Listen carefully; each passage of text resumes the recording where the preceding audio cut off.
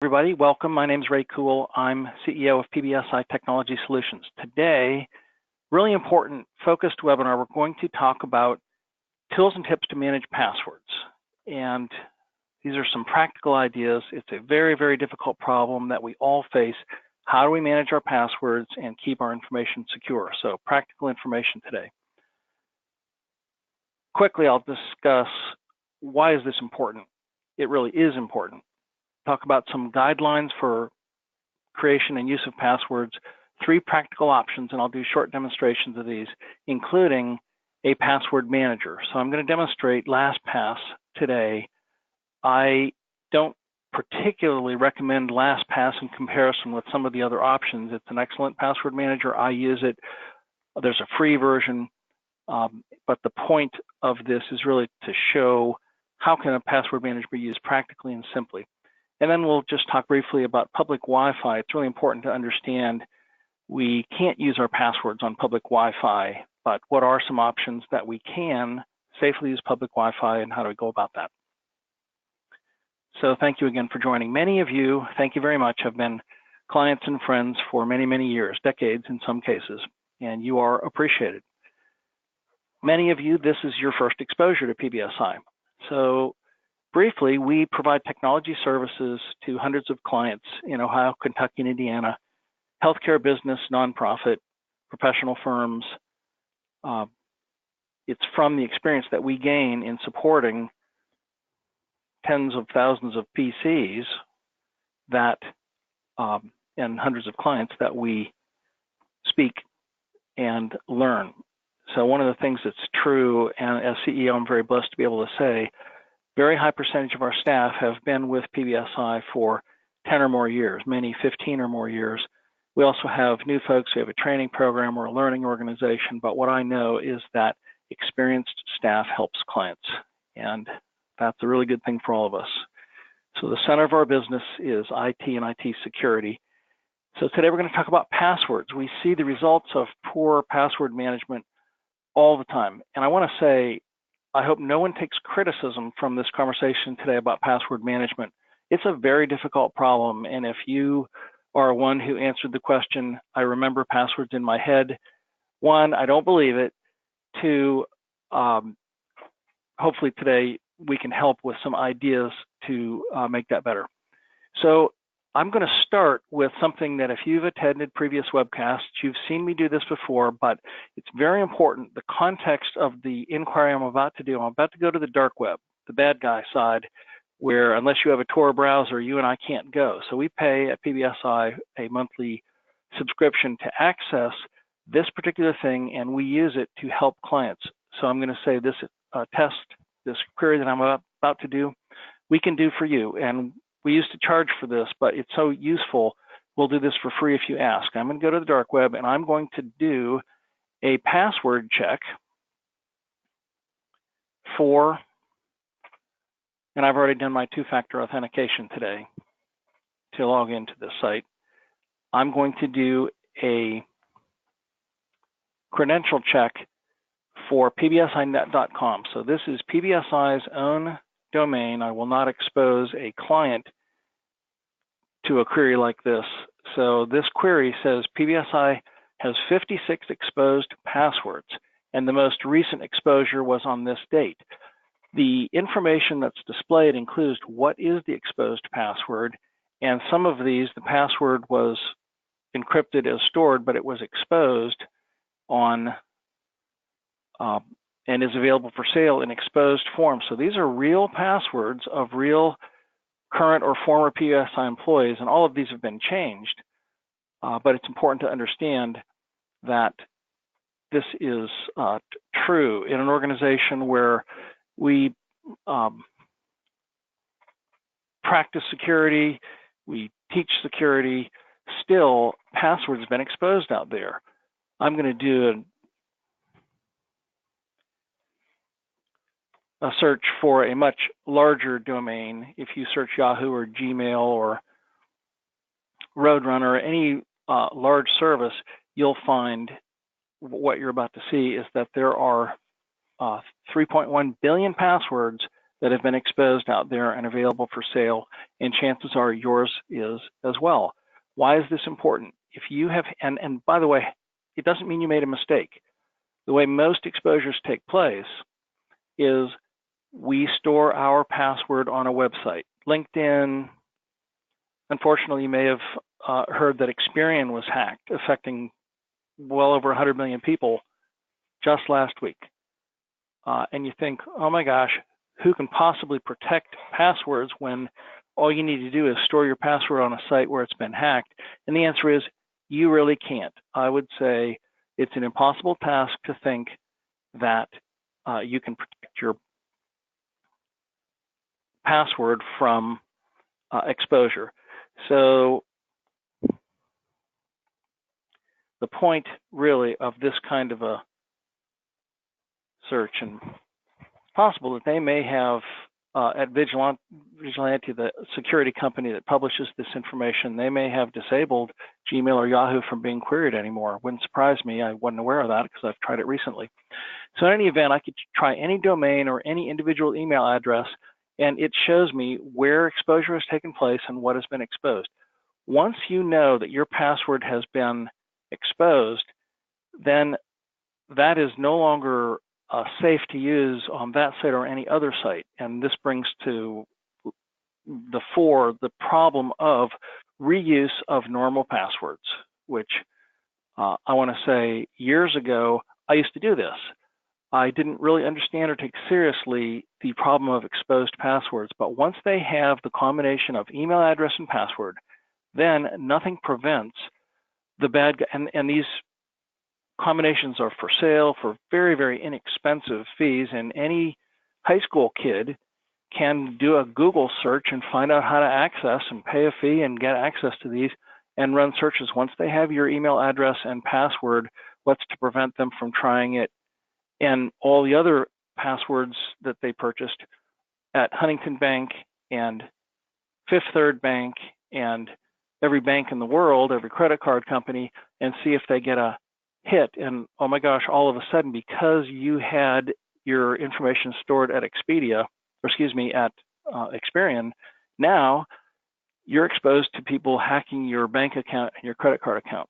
So first principle, if you use normal or duplicate passwords, please change them, especially on key sites. So change your highest value accounts first and go from there.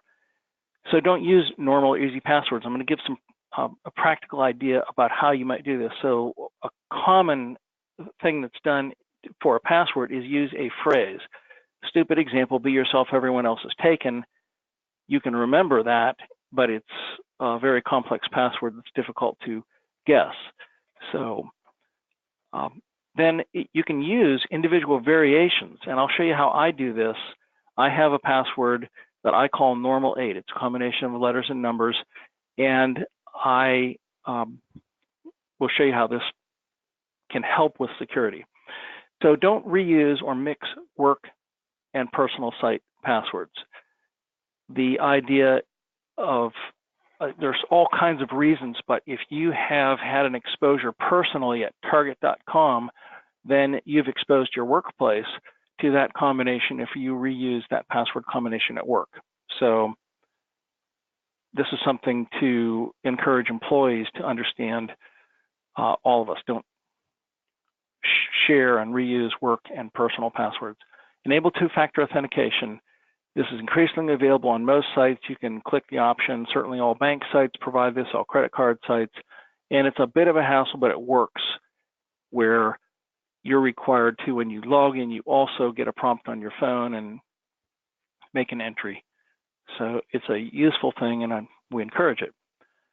So if you want to find out if your passwords have been compromised, just send us an email and tell us what domain or what individual password you'd like us to check, and we will check them for free. Just be prepared to be surprised and shocked, as I was when I first found years ago that my, quote, normal password at that time was compromised. Total shock. Bottom line, the most effective recommendation is use a password manager, but there are choices. So I'm going to talk about some practical choices. I'll save password manager for last, But the idea of a password manager is it can encrypt all of your passwords at a very high level, auto-synchronize across all of your devices. So once you set up an account and you change a password on your phone, then that same password change has now taken place every place you log in to the web: PCs, laptops, Macs, Androids, iPhones, iPads, all manner of tablets. So these password managers are quite effective at something that we can't do, and that's remember and keep secure, complex passwords in a way that's convenient. So I'm going to come back to this. First, I'm going to demonstrate, though, the idea of storing passwords in an encrypted document. So we asked a couple of questions at the registration for this webcast. And we know, no surprise at all, that many of you use passwords stored in a document, a Word file, an Excel file. Sometimes you'd store it in an Outlook contact. And that's completely understood. How else are you going to remember them? So I want to encourage, at least we know how to encrypt these documents. So I'm going to now go to Internet Explorer. I'm going to find, I don't do this, but I have a document that I've created and I have it on the web so that I can access it. And my file is called Fake Passwords for Demonstration. Now, if I were really going to store my passwords in a document, I would use a long, complex password. In this case, I've used a simple password because it's simply for demonstration. But the idea here is that we'd store all the sites. I do mine in alphabetical order. This is not my list. I identify what email address is associated with that account. And then if you see what I've done here, I say what my normal 8 is, which I've never stored any place. Nobody ever knows what my normal 8 is. And then what changes it. So I've added these characters, or the numbers I replace with these numbers and add something else to it. Or I capitalize the first letter, change the numbers to this, and add something to the end. So I can have any number of unique combinations where I will know what this means. So all I have to do is see this and I realize, okay, I know what my password is for that site. So I never actually record the password anywhere, but I record variations of it. So this is one idea. Now, in order to encrypt a document, if you have a non-encrypted document, pay attention to this because I'm going to show you how to encrypt the document. And what I'm going to do now will work with Word, Excel, any Microsoft file. And I'm going to do a save as. Now, this particular document's already encrypted, but this would work to encrypt it if it weren't. I'm going to choose More Options. I'm going to choose Tools, General, and here is where I can change my password. And I choose the password to open the document, and then it prompts me, in this case I didn't change it, so it didn't already have this document name. If I didn't have that password already associated, it would have prompted me a second time for the same password. So simple instructions, and we have a solutions document. If you would like the solutions document to how do you encrypt a file, just ask us. We'll send it to you for free. The goal of this webinar and all of the webinars we do is we want to help secure devices. So I came back to my search. It just took a long time to come back. And what you see here is that there are 448 million Gmail credentials out there. And now see, and they won't display all of these, but we could go through page after page and see that this Gmail address has this password exposed and so forth. These large sites, Google, Yahoo, any domain that has a bunch of users, they all have millions and millions of exposed passwords. Very dangerous. Why would Google, Gmail, and Yahoo and so forth have more exposed passwords? Because they're the biggest fruit basket for the bad guys. They're going to try and attack those before they try and attack PBSInet.com or your address.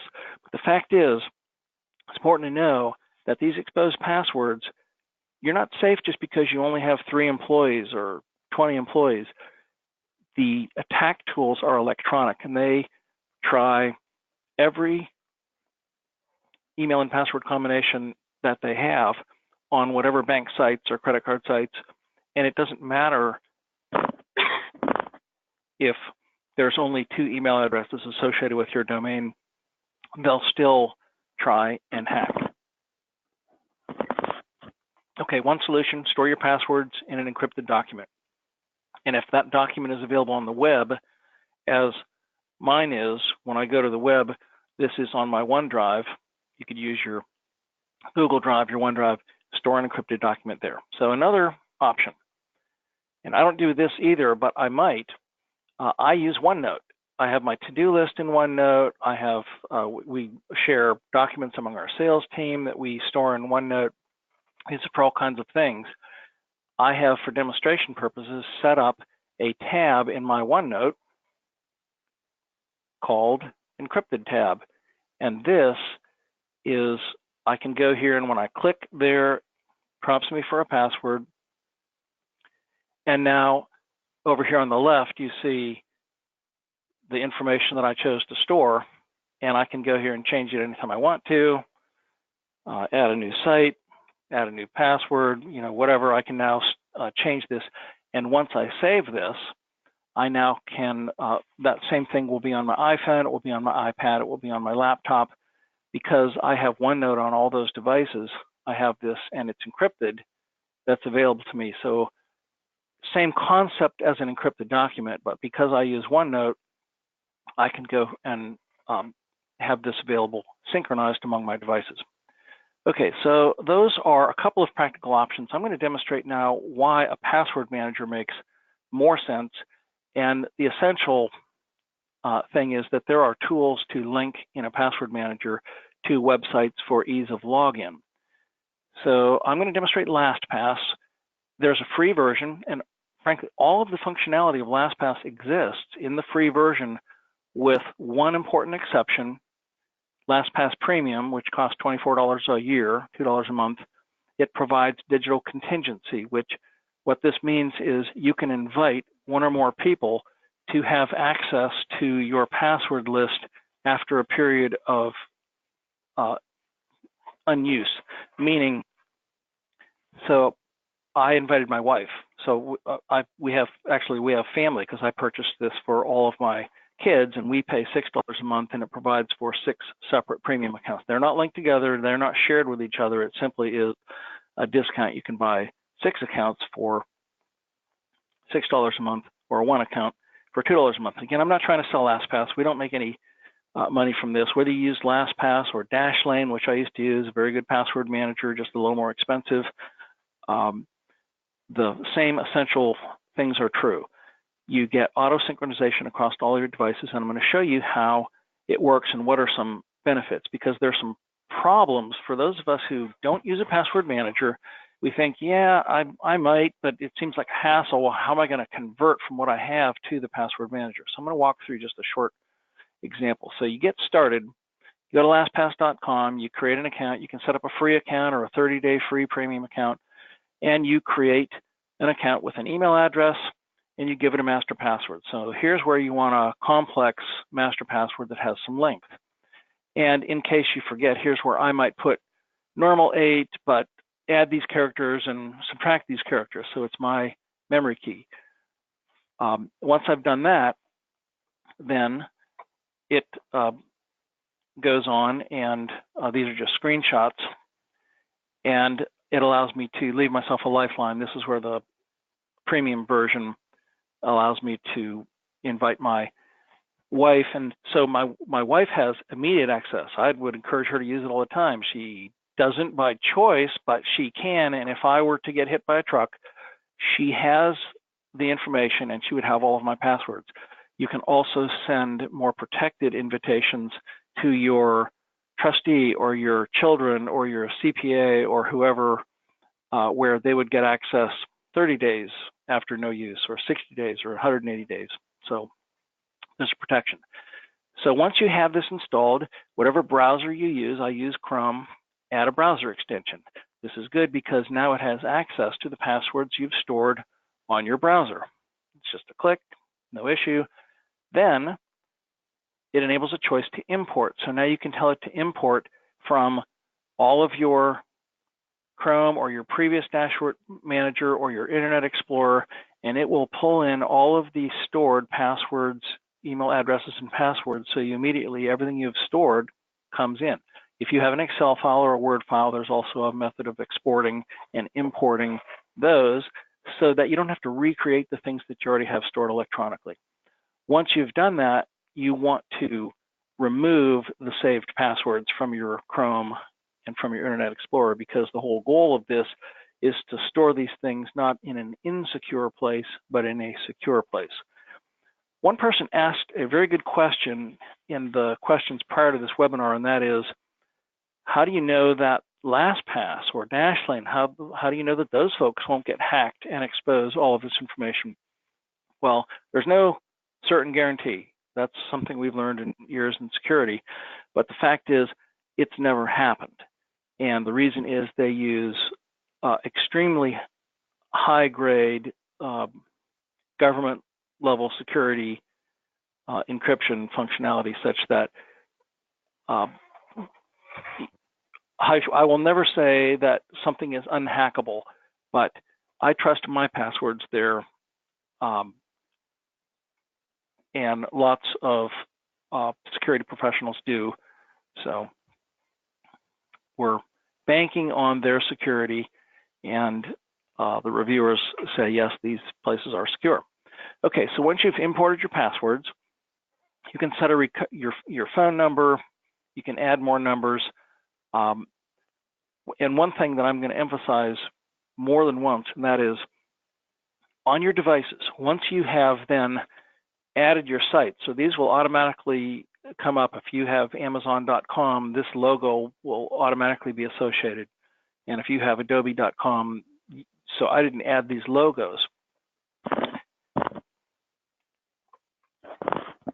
Once you've created these sites, then you can access them from wherever you browse the web. And I'll do a short demonstration of that.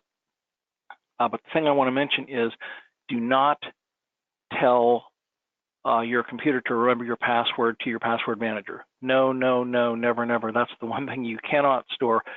Remember me, yes. So when I go to Dashlane, it knows my email address, but every time, to LastPass, every time I do, I key in my password. So that's something that's important. So on an initial setup, you can cause these password managers to auto import from your current browsers, not to remember your password. And you can set security choices, and then by downloading the free app on your other devices and logging in with the same information, they're automatically synchronized.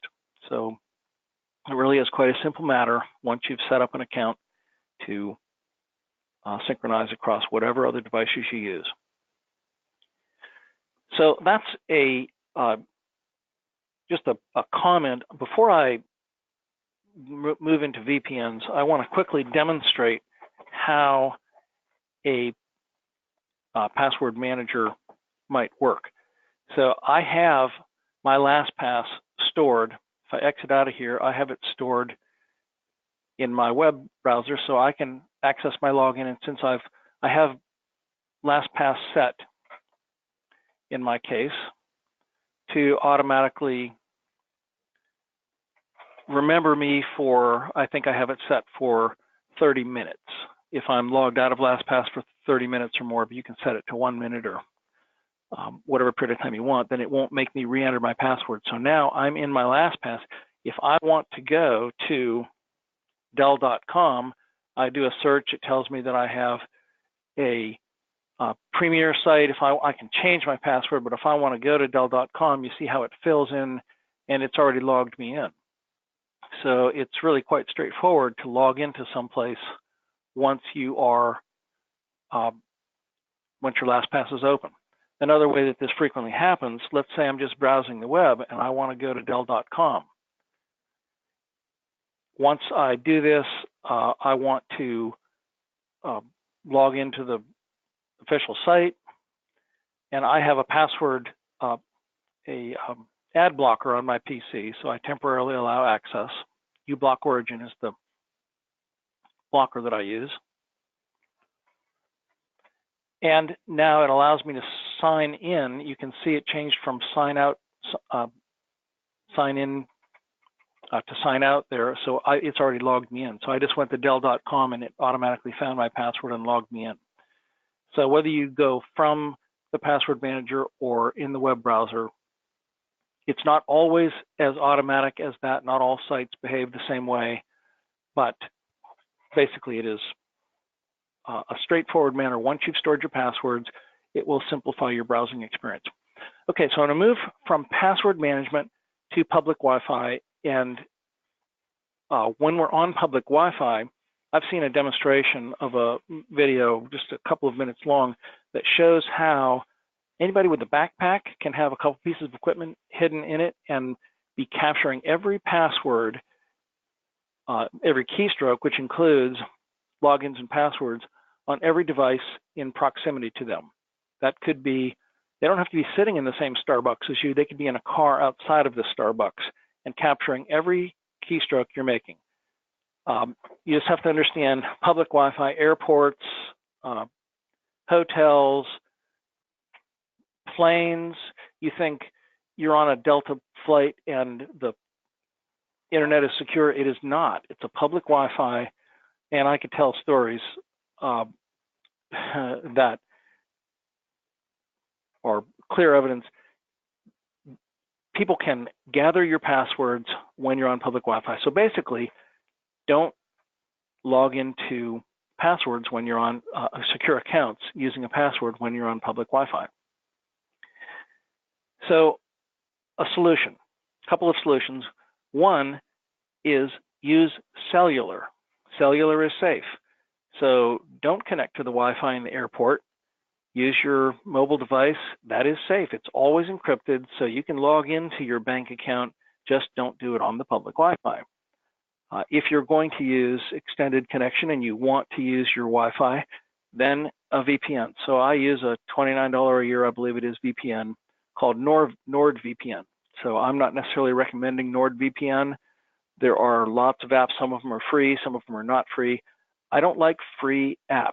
Free apps have this in common. Why are they free? Because your information is being sold.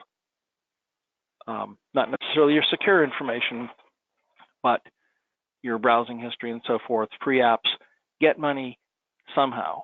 So a VPN is a piece of software that establishes a encrypted point-to-point connection between you and a site, and then from that, all the traffic that is passed between you and wherever you're connected to is encrypted, and it's not interruptible.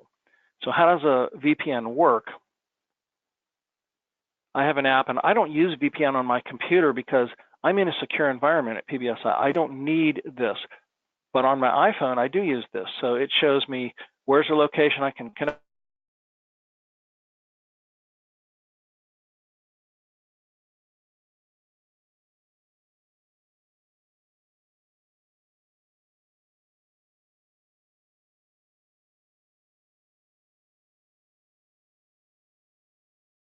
Connected, and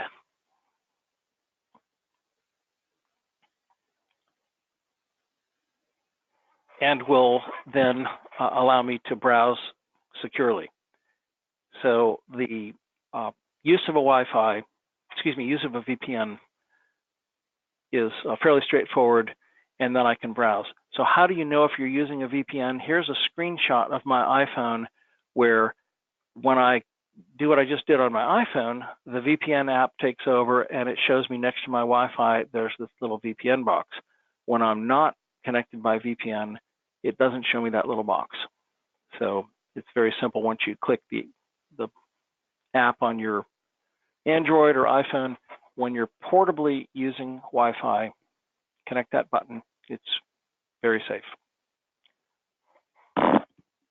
So, in summary, password management principles: change your passwords. Don't use a normal password. Use variations of it, that's fine. And complexity is more important, length is more important than complexity. A 10-character password is much harder to crack than an 8-character password, and so forth. That's why most sites require at least 8 characters in your password. Use a password manager or an encrypted alternative. enable two-factor authentications, and if you'd like to find out if your passwords have been compromised, let us know. Public Wi-Fi is not secure. Cellular is safe. If you're going to use a password in a public setting, then use a VPN. That's a simple summary. We are finished with content, and I want to thank you for your attendance. For those of you who don't use PBSI for services, there are a range of very cost-effective and high-quality security services we offer. Ask us. We're happy to give information.